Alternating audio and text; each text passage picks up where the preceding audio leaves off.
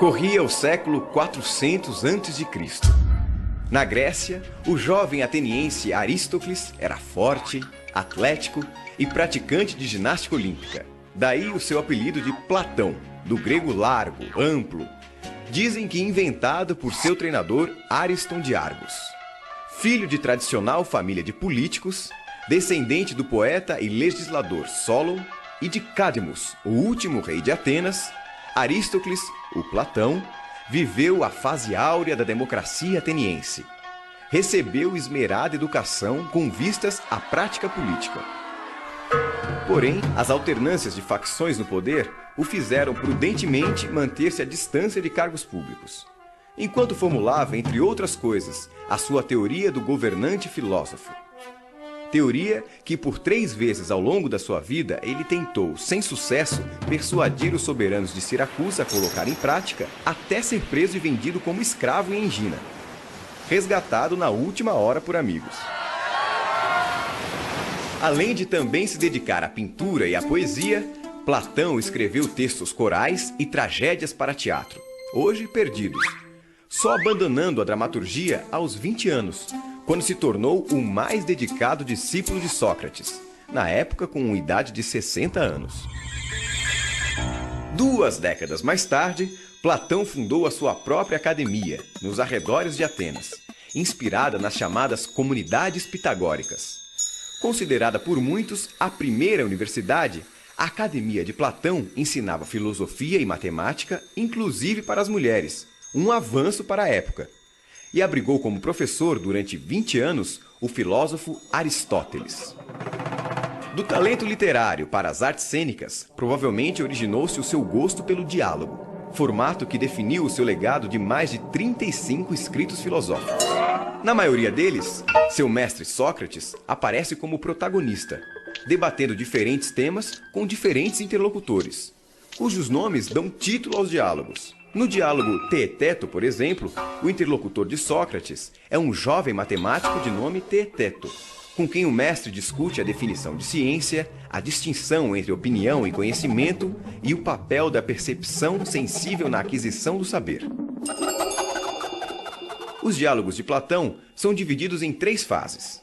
A primeira representa a filosofia de Sócrates, mais dedicados à virtude e à ciência. Na segunda e terceira fase, ainda que Sócrates continue como protagonista, acredita-se que ali estão as próprias ideias de Platão.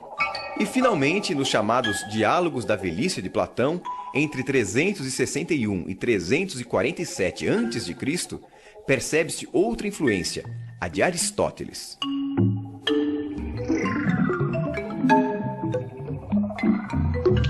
Os 2 trabalhos mais importantes de Platão são a sua teoria política e a teoria das ideias ou das formas, que ele desenvolveu em vários diálogos. Na sua teoria política, Platão concebe uma polis, uma cidade ideal, de vida fraterna e justa.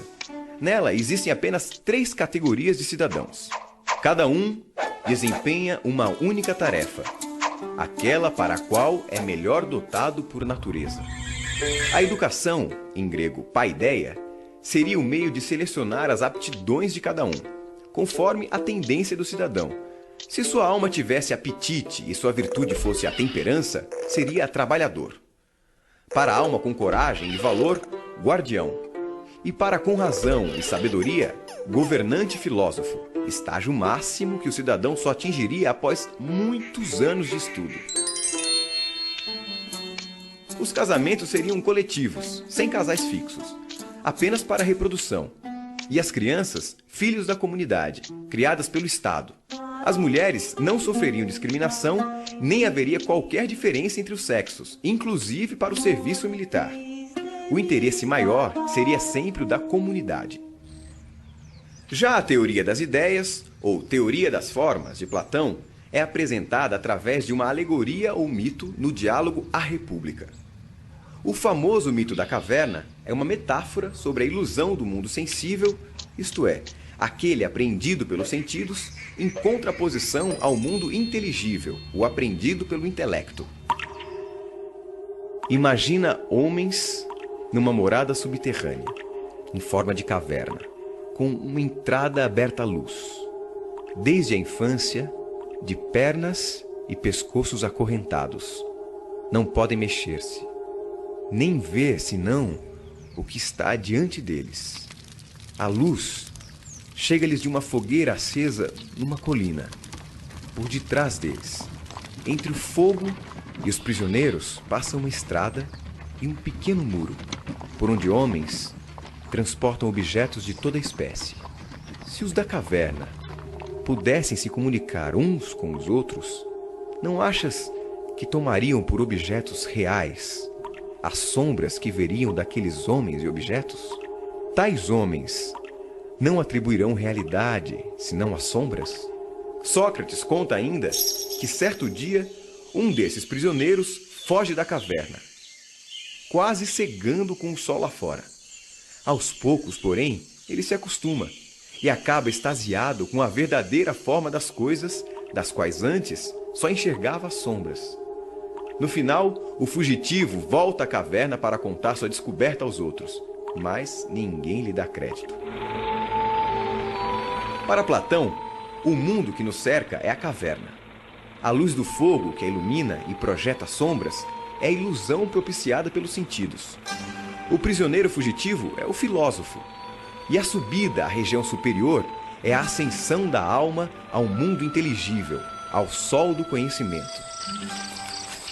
Platão acredita que tudo o que existe no mundo sensível, de pessoas a animais, de conceitos abstratos, como por exemplo o bom, o belo, a vagalumes, tudo mesmo existe antes em um mundo inteligível, ideal, onde fica a sua ideia perfeita correspondente.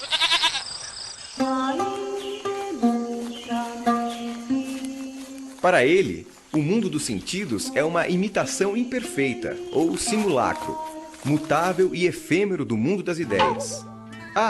O mundo das ideias. Lá, onde a alma já andou antes de fazer parte do corpo. Esse sim é perfeito, imutável, eterno e universal. Assim, a ideia de cavalo, por exemplo, é perfeita e nunca muda. Seja um baio, um crioulo, um puro sangue, um percheron, um andaluz, um manga larga ou um pangaré. Platão morreu aos 81 anos na academia. E em sua lápide ficou registrado: aqui jaz o divino Aristócles, que em prudência e justiça soube exceder a todos os mortais. Se a sabedoria eleva alguém às alturas, este as conseguiu.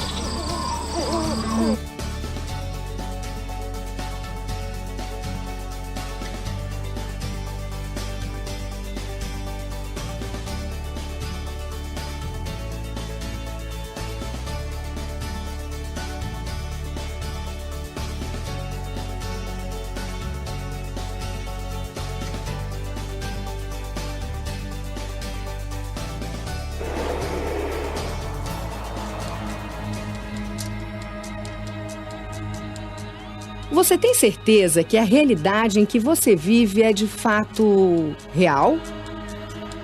O que sentimos e percebemos por nossos sentidos correspondem mesmo à realidade? E a realidade corresponde ao mundo particular de cada um ou ao mundo comum em que vivemos? Muito provavelmente você já deve ter ouvido falar disso no cinema, por exemplo. Mas saiba que esse questionamento foi feito há muito tempo por um filósofo grego chamado Platão. Platão viveu na Grécia Antiga, aproximadamente no século V a.C. Em Atenas, fundou uma escola chamada Academia, que incentivava os estudantes a pensar por conta própria, por meio de investigação científica e filosófica. Entre muitas obras de grande importância para a filosofia, Platão escreveu A República, um argumento a respeito da cidade ideal, onde a divisão do trabalho seria feita de acordo com as aptidões de cada um. É neste livro que se encontra a passagem mais famosa de toda a obra de Platão, o mito da caverna. Imagine que existam homens presos desde a infância numa espécie de caverna. Um lugar subterrâneo, escuro. Há apenas uma pequena entrada para a luz, que vem de uma fogueira localizada fora da caverna. Os homens estão acorrentados, não podem se mexer, nem mesmo virar o pescoço para o lado. Tudo o que eles fazem é olhar para uma parede em frente a eles. Nessa parede, eles conseguem ver somente sombras projetadas do que acontece fora da caverna. Sombras de pessoas carregando alguma coisa por cima de um muro. Temos então duas realidades, dois mundos diferentes, um dentro da caverna e outro fora dela. Como é isso? É fácil de entender se a gente pensa que tem esse dualismo, que um está conectado com o outro, mas ao mesmo tempo é separado. O mundo sensível é o mundo do corpo, é o mundo da matéria, é o mundo das nossas percepções concretas, físicas, é o mundo que eu posso perceber com os meus sentidos físicos, com a audição, com a visão, com o tato, com a gustação, com esses sentidos que são do meu corpo, por oposição a um mundo inteligível, que é esse mundo que só pode ser acessado por meio da contemplação. Nós podemos traduzir essa contemplação por teorização e podemos também chamar a teorização de reflexão. Voltamos para a caverna. Vamos imaginar que um dos prisioneiros quebra a corrente e sai para o exterior de onde sempre viveu. De que maneira ele reconhecerá o mundo? Ele tem dificuldade em distinguir as imagens. Seus olhos, acostumados com a escuridão, se ofuscam com a luz. Ele tenta achar a fonte da luz. Descobre, então, que existe um sol.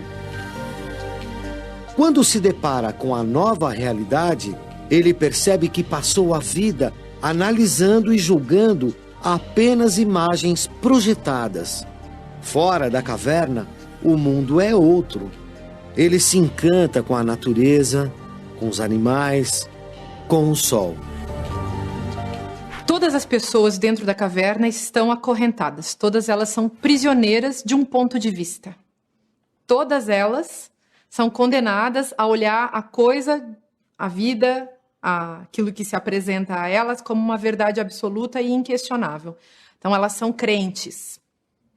E aquele que se liberta, aquele que deixa, então, de ser prisioneiro, esse que rompe com as correntes, com as amarras, ele é um representante de uma tomada de consciência. O que representa essa saída da caverna?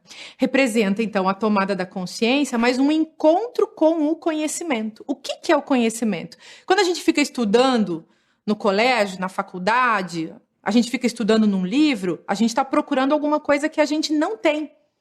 O conhecimento é aquilo que eu não tenho. E por isso que o personagem desse prisioneiro que se liberta, ele fica tão fascinado com aquilo que ele encontra. A luz do sol, a luminosidade, ela é uma metáfora desse conhecimento. O conhecimento que tem a ver, então, com a racionalidade, com a razão, com o pensamento, e que tem a ver com a contemplação daquilo que é maior do que a minha ignorância. A gente pode dizer que a luz do sol que aparece, então, nessa alegoria, ela é uma metáfora da própria filosofia. Por quê? Qual é a diferença que existe entre a filosofia e outras formas disciplinares de conhecimento? A filosofia é o pensamento do pensamento. Por isso que a gente diz que ela é reflexão. Eu começo a filosofar, nós podemos dizer assim, que eu começo a filosofar no momento em que eu me pergunto sobre o modo como eu penso, que pode ser diferente dos outros ou pode ser igual aos outros. Na nossa cultura, a publicidade, por exemplo, coordena o modo de pensar das pessoas. A gente compra todo dia um monte de pensamento pronto. Filosofia não é pensamento pronto. É sempre o meu pensamento, o pensamento que desmonta, que pergunta acerca do pensamento pronto e que começa a perceber que o pensamento pronto é a morte do pensamento. Isso é a filosofia. Vamos continuar com a argumentação de Platão. Fora da caverna, o ex-prisioneiro fica maravilhado com o mundo real. sente compaixão pelos companheiros acorrentados na caverna. Quer que eles conheçam também o mundo exterior. Decidido, volta à caverna para falar sobre as novas descobertas e dividir o que aprendeu. Quando conta, ele é ridicularizado. Os companheiros acorrentados acreditam somente na realidade que conhecem, as sombras na parede da caverna. Declaram que o ex-prisioneiro está louco. Não! E não querem ouvir o que acreditam ser apenas absurdos. Isso é muito interessante, esse momento em que ele sai e ele volta. Quando ele volta, ele é vítima de preconceito. O grupo que ficou ali dentro continua preso na sua ignorância. Mas para essas pessoas presas na sua ignorância, elas já dispõem da verdade. E elas se sentem seguras na sua ignorância. Esse sujeito que vem e critica e coloca que existe outra perspectiva, que as coisas podem ser vistas de uma outra maneira, ele vem trazer insegurança. A dúvida é sinônimo de insegurança. Ele traz a dúvida, traz a insegurança. Logo, ele incomoda. Logo, ele se auto-representa como uma ameaça. As pessoas olham para ele como uma ameaça. Uma ameaça à ordem que era segura, que era tranquila, que estava bancando a perspectiva dessas pessoas. E se essas pessoas pudessem olhar para essa diferença e pudessem perceber que ali tem uma novidade e pudessem, então, entrar num jogo com essa diferença, pudessem olhar para elas mesmas a partir dessa diferença, talvez pudesse surgir um diálogo. E o conhecimento é aquilo que advém justamente desse encontro de diferenças ao qual se dá o nome de diálogo. Platão quis demonstrar, por meio da alegoria da caverna, que as pessoas estão presas a uma perspectiva única. Elas estão muito seguras nos seus pontos de vista. Então, não quer dizer que a gente deva, assim, cair numa viagem insegura e de questionamentos que podem nos fazer sofrer, alucinados, paranoicos. Não quer dizer isso. Mas quer dizer que a gente, às vezes, não usa o mínimo de questionamento para fazer evoluir a nossa própria perspectiva. Em outras palavras, Platão quis mostrar que a filosofia é uma ampliação da nossa capacidade de perceber o mundo, de olhar para o mundo e de construir o próprio conhecimento, que é aquilo que nos coloca em contato com o mundo. O mito da caverna de Platão reflete a sociedade atual? Será que também estamos acorrentados numa caverna, só que mais bonita, mais interativa, mais colorida? Enxergamos apenas as representações da realidade, sem questionar o seu verdadeiro significado? E você? Está acorrentado vendo sombras na parede? Ou já saiu da caverna para explorar o mundo exterior? Filosofar é seguir além das aparências. Você aceita esse desafio?